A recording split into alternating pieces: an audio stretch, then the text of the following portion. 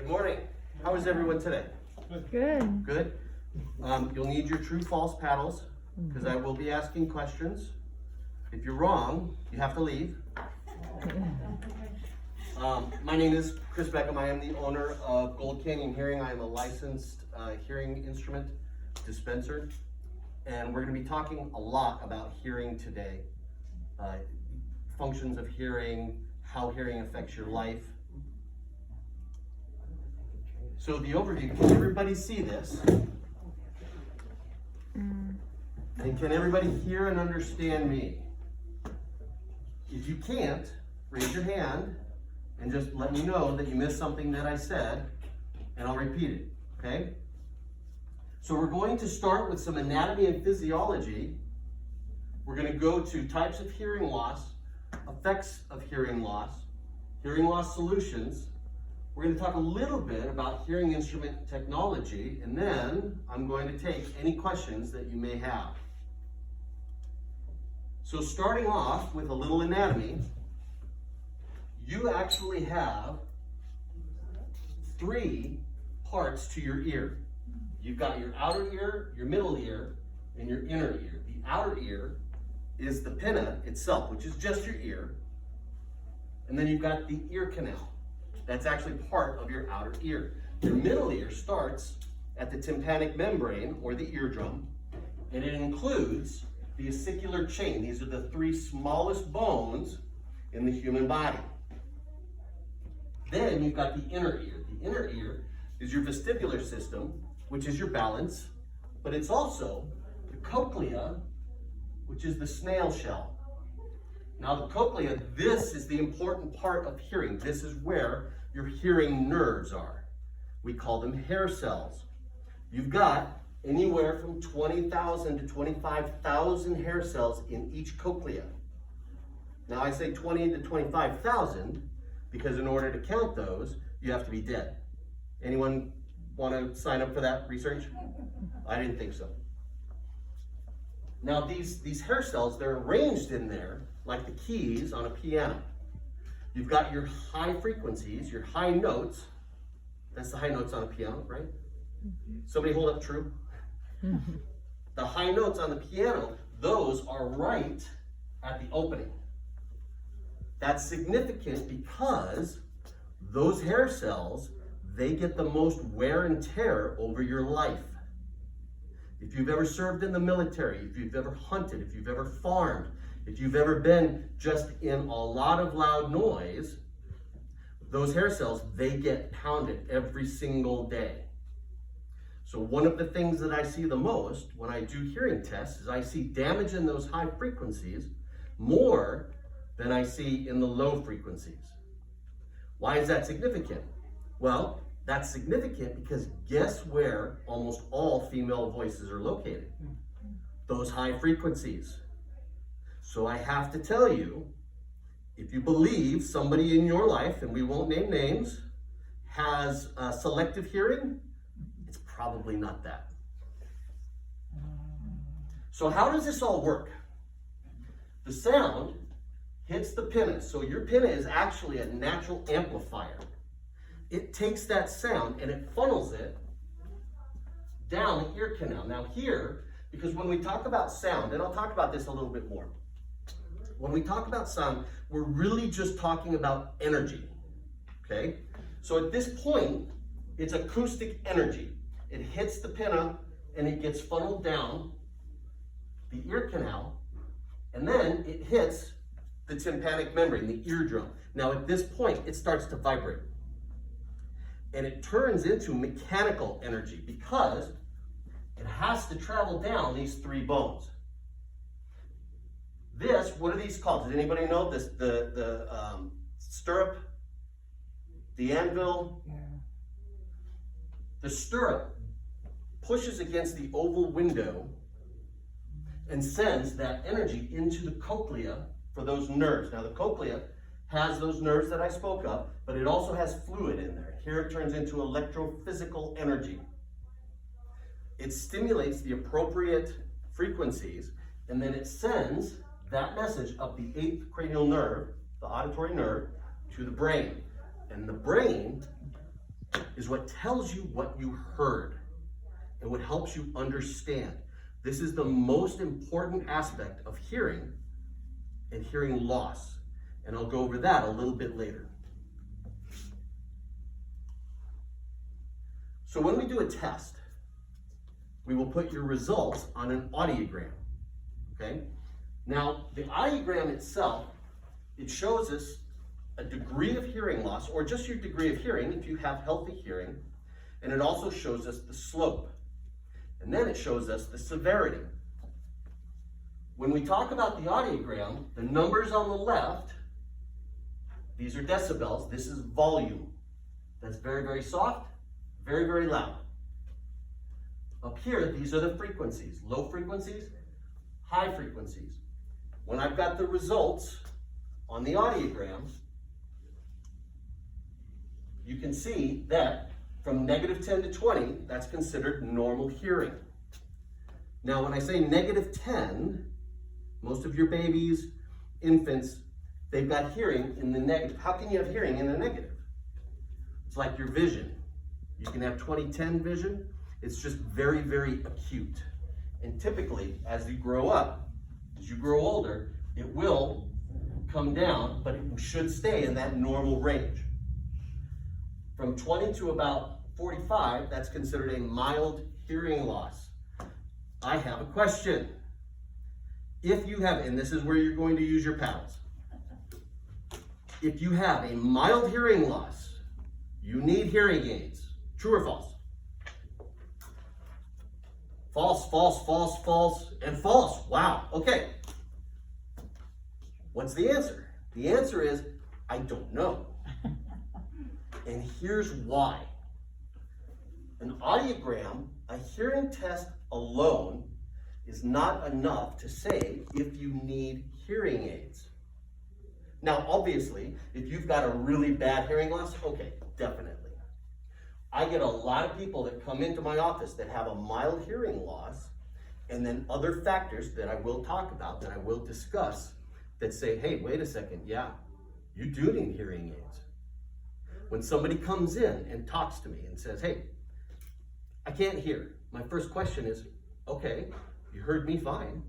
And they say, well, when I'm out in a restaurant, I can hear, but I can't always understand. They might have a mild hearing loss. When I ask them, is this affecting your life? Well, no, not really, except my wife wants to kill me when I watch TV. So the real answer, if you need hearing aids with a mild loss, is how is it affecting you? How is it affecting you psychologically? How is it affecting you communication-wise with your relationships? And also, how is it affecting your understanding? If your hearing falls between 45 and 70, you have a moderate hearing loss. Between 70 and 90, you have a severe hearing loss. And between 90 and 120, you have a profound hearing loss. This is considered deaf. Most people that have a loss down here from birth, congenitally, they wear hearing aids, obviously, and they learn sign language. This is an example of somebody's hearing. Does anybody know if this is the right ear or the left? Who says right? It's left. Who says left? So. Who says I have no idea? Just tell us. This is the right ear, and the reason that it's the right ear is because it's in red. And also, the thresholds, which is where this person heard the softest beeps, the thresholds are circles. If this was the left ear, this would be blue, and these would be X's. So when we look at this, the yellow area, everything below this line, this person hears. Those sounds are audible. Everything above, these are the sounds that are inaudible, unless, of course, somebody speaks loud enough to bring it below. If you look at this, this is an important piece right here. This is called the speech banana. This shows us where the parts of speech are on the spectrum. Notice that your very high frequency sounds, the F sound, the S sound, the TH sound, they're high frequencies. When I was talking about anatomy, remember what I said usually goes first? Those high frequencies. So when we talk about energy again, with the energy from the low frequencies, as your hearing and understanding get worse, the energy from some of those sounds can cover up the energy from the higher frequency sounds, so you misunderstand what people say. I'll give you an example. The vowel E. If I say that, E, it's a lot of energy. I'm sure everybody in here heard that just fine, yes? What if I say the sound for T? T, t. Not a lot of energy. Why is this important? Because as we have our understanding, we do what I call listening contextually. So you might have a loss and still be able to understand most of what people say based off of the situation. If I have a cup and I have a teapot and I walk towards you and I say, would you like a cup of tea? Even if you have a loss and you don't physically hear that T sound, you see the teapot, you see the cup, and you say, yes, I'd love a cup of tea. That would be lovely. However, as your understanding goes down, you can still have those contextual cues. I walk up towards you and have a teapot and a cup, and I say, would you like a cup of tea? And now all of a sudden, even though you see these things, your brain says, what? A cup of B? What? No, I don't. Oh, tea. Yes, please. That's when you start to begin to realize, hey, something's going on.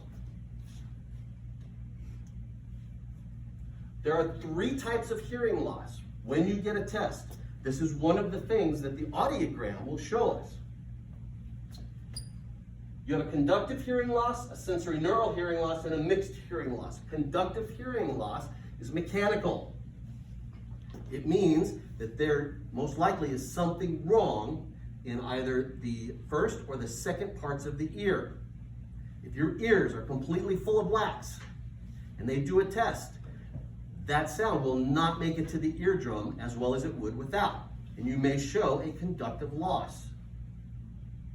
Do not be fooled. There are many, many ads in the newspaper. There are many, many ads that come to your house, and it'll have a huge headline on there. What if it's just wax? It almost never is. That's just a way to get you into their office. Let's say you have a hole in your eardrum. That would give you a conductive loss. That is mechanical. If I see that, I'm going to ask you some questions. Did you know you have this? If you say, oh yes, I went to the doctor years ago and they said that it'll never grow back and never heal, that's fine. We will proceed. If you look at me with confusion and say, what are you talking about? A hole in my eardrum? Guess where I'm going to send you? Right here. I am going to send you to the doctor. That is a physician referral that you need to get looked at. If I do not see a hole, but you still have a conductive component to your loss, it's a possibility that those 3 bones in the middle ear could not be functioning well enough. Again, that's a physician referral. We will not proceed. The third type is a mixed hearing loss. That's where you see components of both. It could be sensory neural, it could be conductive. I'm going to send you to a specialist every single time. And if anywhere you go that tests your hearing, they should always refer if they see any of these symptoms. What we're going to talk about today is a sensory neural hearing loss. That happens in the inner ear. Sensory neural hearing loss is when those frequency-specific nerves, when they get damaged, those nerves will atrophy over time. They do not grow back. Which ear is this? Left. Why? Blue. Yes, and? Excellent. Yes, excellent. I like to make sure you guys are listening. The sensory neural hearing loss, not only does the volume go down, but the understanding goes down. I've already said it a few times, but I will hammer this point home. Understanding is the most important aspect. So why does this happen? Could be age. I hate it when people come in and say, you know what, I think I have a hearing loss, I'm old. I hate that because, well, first of all, I'm not going to say that to anybody, but it is true. Presbycusis, age-induced hearing loss, it is a thing. Noise exposure, that's what I see the most. Military, I have a lot of military patients. A lot. I have farmers. Noise exposure over time. Okay, another true false. Let's say you are 16 years old and you go hunting with dad or mom and you don't wear ear protection. You do that maybe from 16 to 19 years old. That will cause a permanent hearing loss. True or false? False, true. Oh, true, false, true, and true. It is true because, again, don't forget, I mentioned before, when they get damaged, they don't grow back. Genetic syndromes, head trauma. Head trauma is another one that I'll see. And that's another reason I would send you to the physician. If you show up in my office and you say, I got into a car accident last week, I woke up this morning, I can't hear out of the right ear. Will I send you here? No, I'm going to send you to the ER immediately because that's cause for concern. Ototoxic medication, drugs. There are ototoxic medications that are as simple as antibiotics. If you have any questions whether or not your medications are ototoxic, I highly recommend that you talk to your pharmacist. Generally, this cannot be medically treated because, again, those don't grow back. Now, if your hearing is so bad and your speech understanding is so bad, I may send you to a specialist who will talk to you about a cochlear implant. What that is a surgically placed processor that goes in, stimulates the cochlea, and sends the signal to the brain.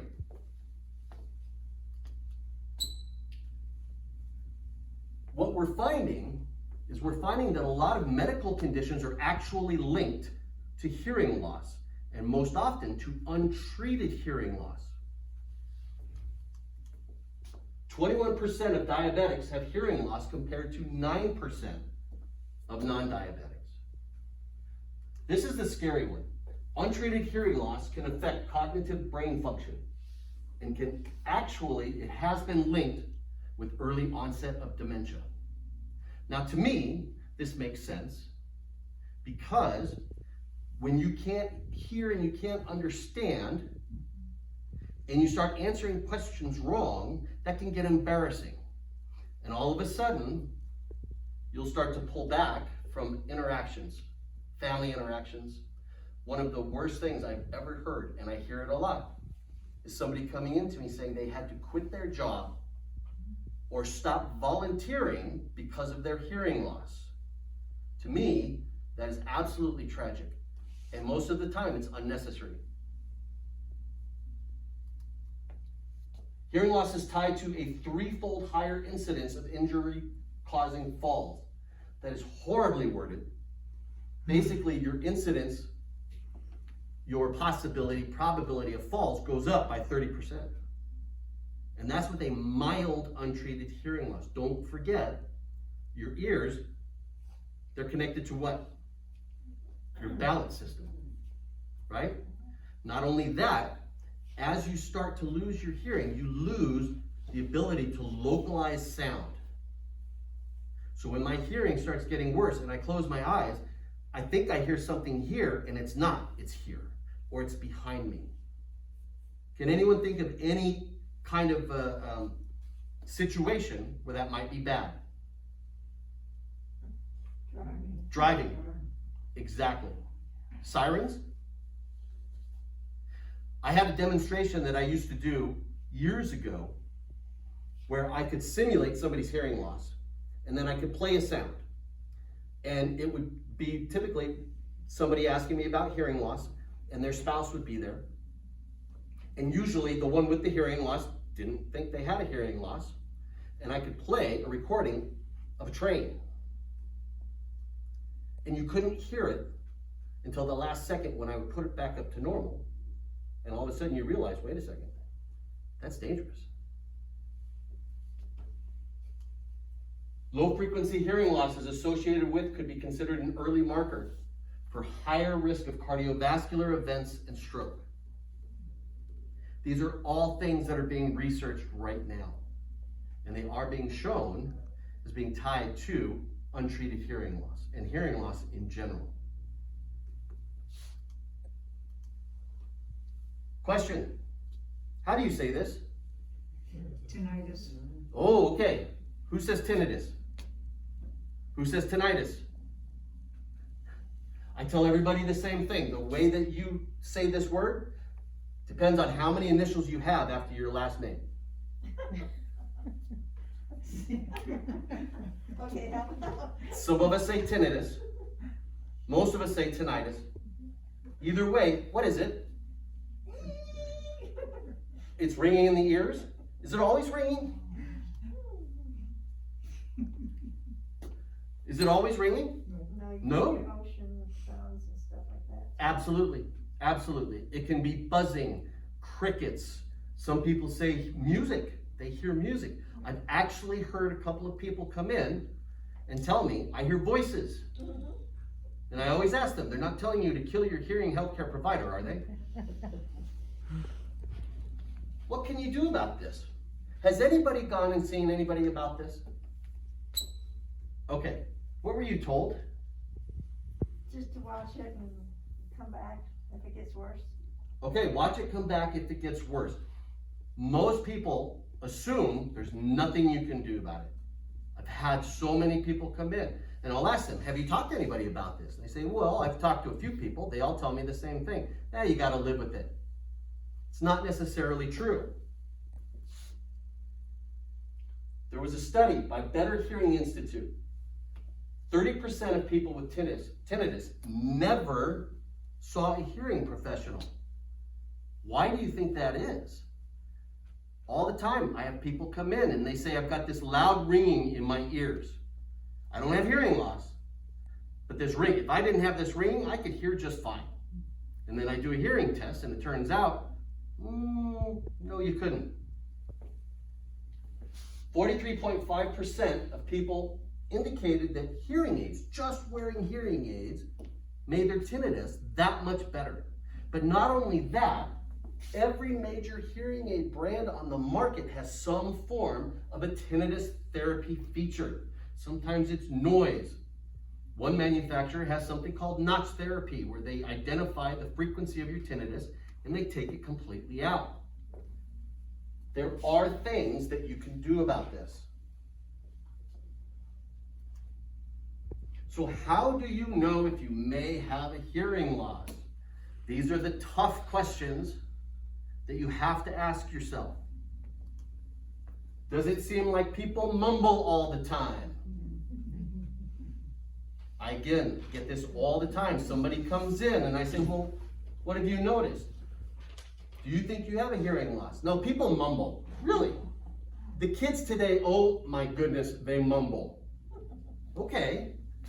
Do you honestly believe that speech has changed that much from when you were 40 to how old you are now, that all of a sudden people are mumbling? Probably not. Have others told you that you may have a hearing loss or need hearing aids? This is another thing. People will come in and I'll say, what brings you in to see me? They say, everybody tells me I need a hearing aid. I'm like, well, that's quite rude. But this is just a sign of the frustration that other people feel. What I have to tell people when they come in. Hearing loss is not only your problem. It affects others. It affects relationships. I can't tell you how many times I'll have a couple come in, and yes, I'm going to pick on the gentleman. It'll be the gentleman who's in, the husband who's in, the wife is with him, and I'll ask the husband, what brings you in to see me? And his answer is, what they don't realize, another thing that I hear a lot, is we get in fights because he thinks I'm yelling at him, and I think he's not listening to me. Every once in a while, I have to point to my degree on the wall and say, that's for speech and hearing, not marriage counseling. But the truth is, it's not just about you. Those relationships, those are important to those other people. Do you frequently ask people to repeat themselves or say, huh? One of the things that people will say, and I'll ask them, so you have a hearing loss, you've had a couple of tests, why don't you have hearing aids? And they'll finally admit, I don't feel I'm old enough for hearing aids. Mark attracted a huge survey, 10,000 people, and asked them, 60 and over, asked them, what makes you feel old the most? Number one answer was walking with a cane. What do you think number two was? Wearing a hearing aid. But I say to them this, what do you think makes you look older? Having a teeny tiny device over or in your ears? Or consistently saying, what? I'm sorry, I didn't hear you.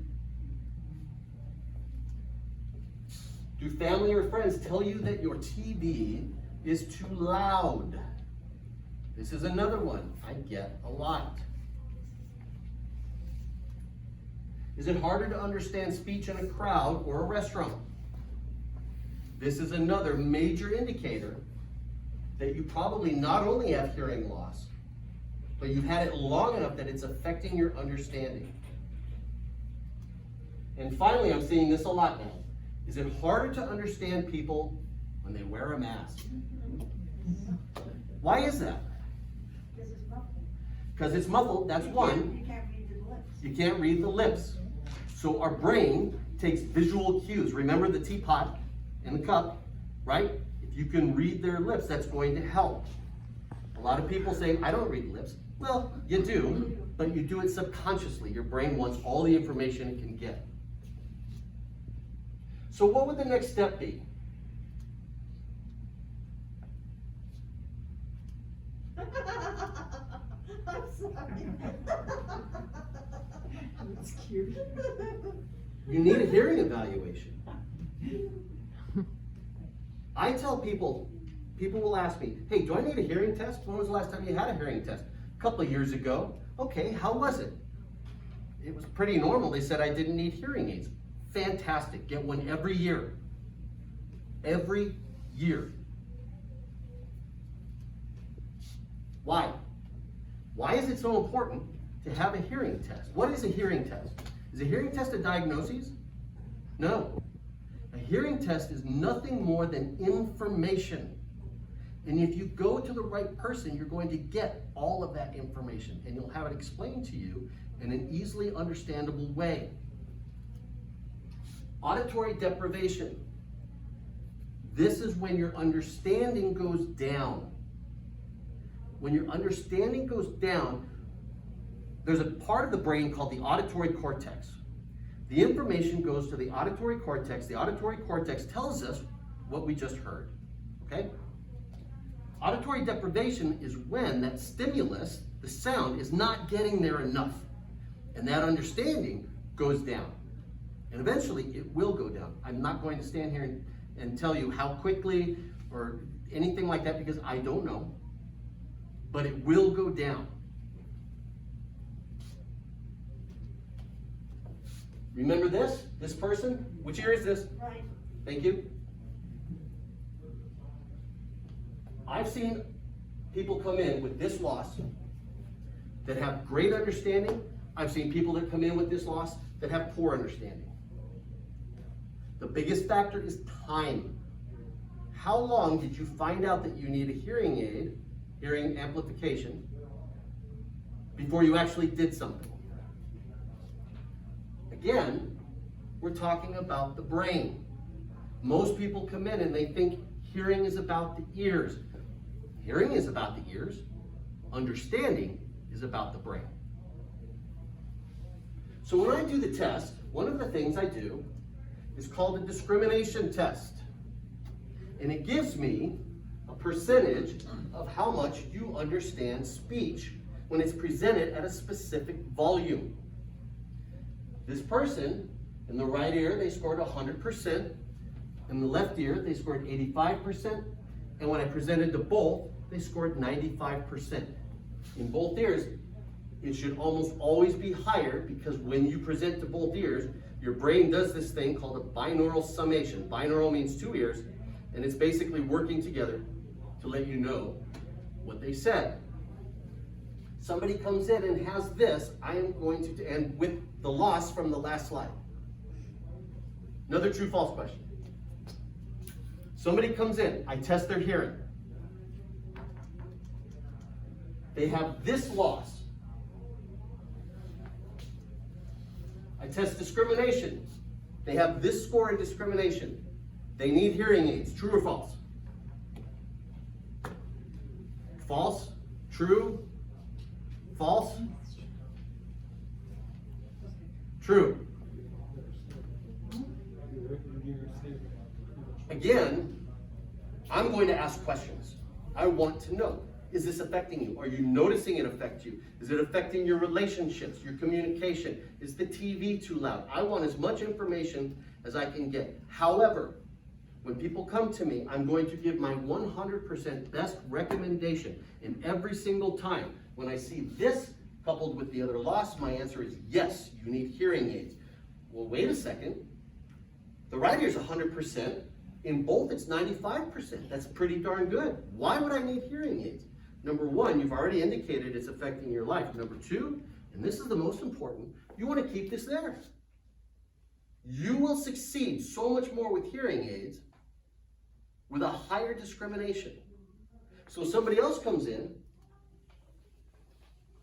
and their discrim score is this, 50% in the right, 60% in the left, 65% in both. And they have the exact same hearing loss as this person. What's the difference? Again, the difference is time. This person found out. You know what this person said to me? I think I'm doing okay. I don't think I need them. You know what? I'll get them when I need them. Really? Okay. So let's say you go to the cardiologist just for a wellness check. Cardiologist does a stress test. They do other tests. And they say to you, oh my goodness, it's a good thing you came in. You have a 30% blockage. We need to do something about that. What are you going to say? I feel great. Nah, you know what? I'll get it when I need it. Of course not. That's ridiculous. Why would you treat your brain any less? So why don't more people have hearing aids? That's part of it. Truly. Because if hearing loss is as prevalent as I'm saying it is, and it is, why don't more people do something? There are three types of hearing aids. You have a BTE, which means, anybody know? Behind the ear. Goes behind the ear. You have an ITE hearing aid. What does that mean? In the ear. Correct. Problem is, a lot of people, and you probably know somebody or more than one person that has an ITD hearing aid. What's that? In the drum? Close. That's a hearing aid that's in the drawer. Does anybody know somebody with that? Yeah. Oh, we all do. Why is that? Why are they in the drawer? One of the questions I get, why don't my hearing aids work? My answer is always the same. My answer is, number one, I'll tell you what, take your hearing aids out of the drawer, come and see me. I will do a full test, we will do some reprogramming, and we will start you on a rehabilitative process for your hearing. Hearing loss is rehabilitative. It's not like going to the ophthalmologist, getting a prescription, putting on glasses, and everything's great. It takes time. It's been years since your brain has heard some of these frequencies. If you come in and I give you hearing aids that are programmed completely to your loss, you're going to take them out, hand them to me, and say, no thank you. It's a process. Why don't my hearing aids work? I hate to put it this way. It is almost the person you went to. How much information did they get? Were they there to help treat your hearing, or were they there to sell you some hearing aids? How much did they work with you? And then, talking about yourself, how much effort did you put in? Why are hearing aids so expensive? Excellent question. Right? So why are they? They're that expensive. There's a number of reasons why they're that expensive. One of the things is that they're not federally regulated, so anybody can charge whatever they want. I'm one of the least expensive in the entire valley, but it's still anywhere from a few hundred to a few $1,000s. That's a bit of money. Mm-hmm. The problem is, and this is the other answer, does insurance cover hearing aids? Usually not. And again, that's because if I file a claim for what I charge, and then somebody else files a claim for $10,000, $12,000, and if you go to California, there are places that will charge you that. On average, in the valley, in the state, you're looking at anywhere from probably $5,500 to $8,000 for top of the line, for the best hearing aids out there. Now, that's not what I charge, but that's average. But again, they're not federally regulated. Now, I'm not pushing that, and I refuse to talk politics, okay? But that is one of the reasons. Why can't I hear in a restaurant, even with my hearing aids? One of the reasons might be your discrimination is low because you waited too long. Another reason might be they're not programmed correctly. Again, I tell people that have hearing aids, if you're not happy, come talk to me and we'll see what we can do. Can I wear just one? This is one of my favorite questions. Can I wear just one? My buddy Fred, he's got one and he seems to do okay. Well, my answer is your ears work bilaterally. This ear feeds this hemisphere, this ear feeds this hemisphere. So you're basically feeding half your brain. And I'll tell you what, you show me somebody that only feeds half their brain and I'll show you a half-wit. But truly, what they've done, remember we talked about auditory deprivation where the understanding goes down. They've done a lot of studies, and what they found, if you correct one ear and you neglect the other, your discrimination in the unaided ear goes down, and it goes down much more rapidly. So all of a sudden, you might be looking at 85% here and 50% here. That's the real reason. Okay, does anybody have any questions? And it's okay if you don't. And I will be here afterwards if you wanted to come up and speak to me privately about anything. So nobody has any questions. What about the most important question out there? Where are you? Where are you? You're close by. I am close by. And even, so let's say I wasn't close by. I know almost everybody in the state that can fit a hearing aid. If anybody ever feels that I'm too far, just let me know and I will refer you to somebody that is excellent and they will take great care of you. But this is where I'm located. I am right down the road, right down the 60 in Gold Canyon. There's a Bash's shopping center there. As you go in, here's Bash's. My practice is here. This is our phone number. I do have business cards if anybody wants them, but this is where I'm at. Thank you very much for coming and for giving me your time and your rapt attention. And again, I will be here afterwards. I'll answer any questions that you have.